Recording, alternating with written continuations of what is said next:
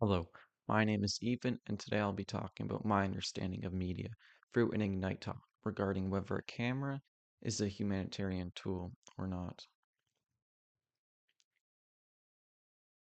Cameras can and can't be a tool used for good use.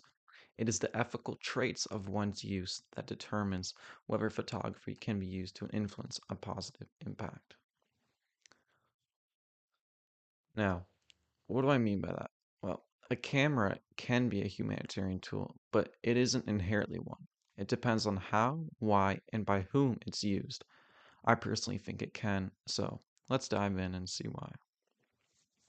Good photographer ethics.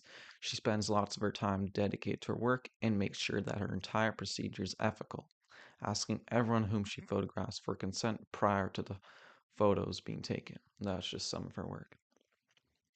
Bad photographer ethics.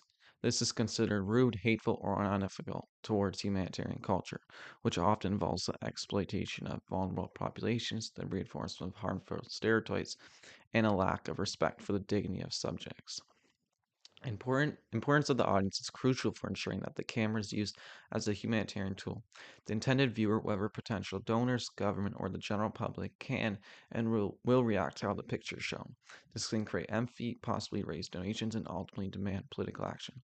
Images can shape public perception, mobilizing support and to direct the view towards humanitarian aid. In general, the images are usually chosen in such a way that they serve the cliche of misery in the distance, not truly showing that as an ongoing problem.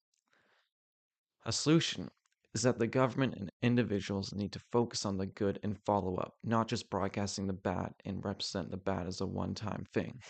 Some groups do this, but not enough to make mass media. Values and operational norms for these tools are designed to ensure that aid is delivered effectively, safely, and respectively, and are primarily rooted in the four humanitarian principles of humanity, neutrality, impartiality, and independence.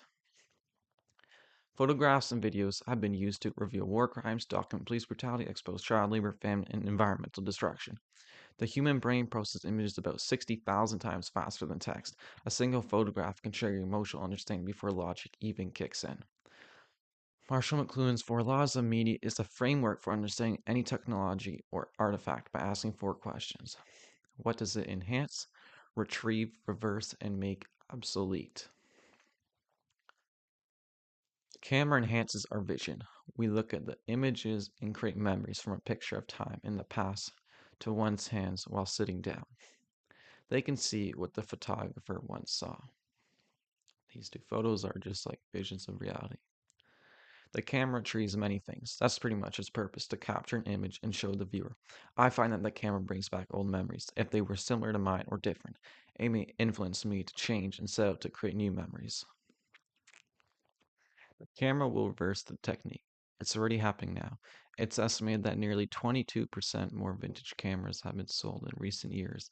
And if that's happening, what's to say that some of the unforgettable, non ethical ways of photograph may rise slowly due to the increased demand of originality?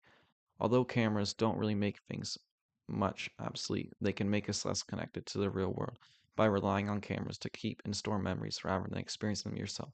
Take a negative photo, for example. If you don't think about it and get more knowledge on that photo, then it'll be your perspective on it for the rest of your life. Sadly, the use of semiotics for the situation of humanitarian photography is primarily used for creating emotional narratives of suffering and salvation, which results in more donations. Sure, donations can be good, but the ones editing the photos are manipulating our versions of reality.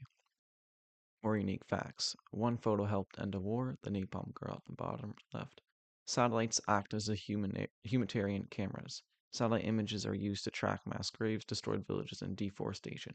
Photos can be legal evidence. The International Crime Court and UN investigates accept photographs and videos as court admissible evidence.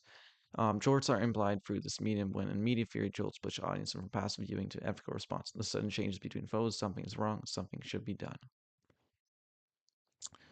Starting to feel like I'm repeating myself, but basically, this topic affects the public by bridging the gap between distant crises and comfortable everyday life, often catalyzing empathy, emotional, and financial action through poverty porn photos.